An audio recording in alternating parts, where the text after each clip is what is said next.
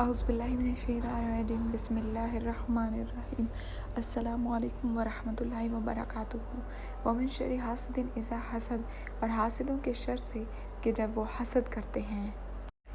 حسد اور حاسد ہائے سین اور دال سے مل کر بنا ہے۔ کسی مستحق نعمت سے اس نعمت کے زائل ہونے کی تمنا کرنے کا نام حسد ہے۔ حسد کا مطلب یہ ہے کہ کسی شخص کا اللہ نے جو نعمت یا فضیلت یا خوبی عطا کی ہے اس پر کوئی دوسرا شخص جلے اور یہ چاہے کہ وہ اس سے سلب ہو کر حاسد کو مل جائے، یا کم از کم یہ کہ اس سے ضرر چھین لی جائے۔ البتہ حسد کی تعریف میں یہ بات نہیں آتی کہ کوئی شخص یہ چاہے کہ جو فضل دوسرے کو ملا ہے وہ مجھے بھی مل جائے۔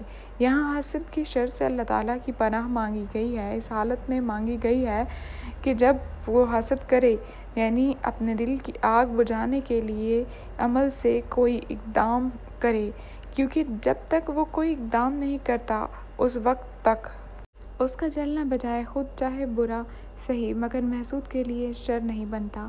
اس سے پناہ مانگی جائے۔ پھر جب ایسا شر کسی حاسد سے ظاہر ہو تو اس سے بچنے کے لیے اولین تدبیر یہ ہے کہ اللہ سے پناہ مانگی جائے، اللہ کی پناہ مانگی جائے۔ جس کے دل میں حسد ہے وہ ظاہر ضرور ہوگا، اس کی گفتگو سے، اس کے رویے سے۔ جو انسان حسد کی آگ میں جل رہا ہوتا ہے وہ ہاتھ پر ہاتھ دھر کے نہیں بیٹھتا، بلکہ ایسی تدبیر سوچتا ہے، ایسی سازش کرتا ہے، قسم کی گٹھ جوڑ کرتا ہے جس سے وہ ناپاک آرزو کو پورا کر سکے۔ قابیل نے حابیل کو حسد کی وجہ سے ہی قتل کیا تھا۔ ابو جہل اور دیگر اکابر قریش یہ جانتے ہوئے بھی کہ حضور سچے نبی ہیں، محض حسد کی وجہ سے دین اسلام کو قبول نہیں کرتے تھے۔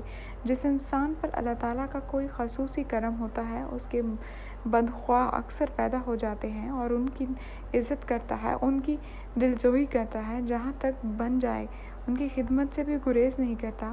اس کے باوجود حاسدوں کے سینوں میں حسد کی آگ بھڑکتی رہتی ہے اور بلا وجہ جلتے رہتے ہیں۔ انسان نہ تو ہر حاسد کی پہچان کر سکتا ہے اور نہ حاسدوں کے منصوبوں سے آگاہ ہو سکتا ہے، اور اگر آگاہ ہو بھی جائے تو بسا وقت ان کا علاج نہیں کر پاتا۔ اس لیے یہ حکم دیا جا رہا ہے کہ تم اپنے رب کریم کے دامن میں پناہ لے لو۔ بے شک ان حاسدوں کے شر سے وہی بچا سکتا ہے جسے اس کی پناہ حاصل ہو۔ ہمیں حاسدوں سے بچنے کے لیے تو اللہ کی پناہ چاہیے۔ ہمیں خود پر بھی غور کرنے کی ضرورت ہے کہ کہیں ہم تو حاسد نہیں بن رہے۔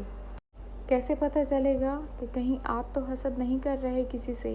کوئی آپ سے آگے نکل جائے تو آپ کو اچھا نہ لگے، کسی کی پروموشن ہوئی آپ کو اچھی بات نہ لگے، کسی کی نعمت آپ کو اچھی نہ لگے، کسی کی خوبصورتی آپ کو اچھی نہ لگے، کسی کی تعریف آپ کو اچھی نہ لگے، یہ سب حاسدوں کی نشانیوں میں سے ہے۔ حاسدوں کے شر سے پناہ مانگنے کے لیے، امان پانے کے لیے چند چیزیں اور بھی مددگار ہوتی ہیں۔ ایک ہی کہ انسان اللہ پہ بھروسہ کرے اور یقین رکھے کہ جب تک اللہ نہ چاہے کوئی اس کا کچھ نہیں بگاڑ سکتا۔ دوسری یہ کہ حاسدوں کی باتوں پر صبر کرے، بے صبری ہو کر ایسی باتیں یا بیکار کی کارروائیاں کرنا شروع نہ کر دے جس سے وہ خود بھی اخلاقی طور پر حاسد کی سطح پر آ جائے۔ تیسرا یہ کہ حاسد خدا سے بے خوف اور خلق سے بے شرم ہو کر کسی ہی بیہودہ حرکتیں کرتا رہے۔ محسود ہر حال میں تقویٰ پر قائم رہے۔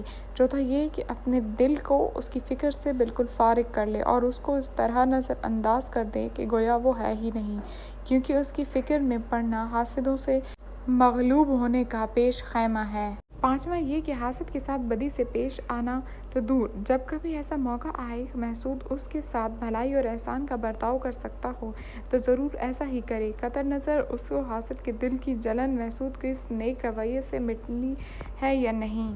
چھٹے یہ کہ محسود کو توحید کے عقیدے کو ٹھیک ٹھیک سمجھ کر اس پر ثابت قدم رہے، کیونکہ جس دل میں توحید بسی ہوئی ہو اس میں خدا کے خوف کے ساتھ کسی اور کا خوف جگہ ہی نہیں لے سکتا۔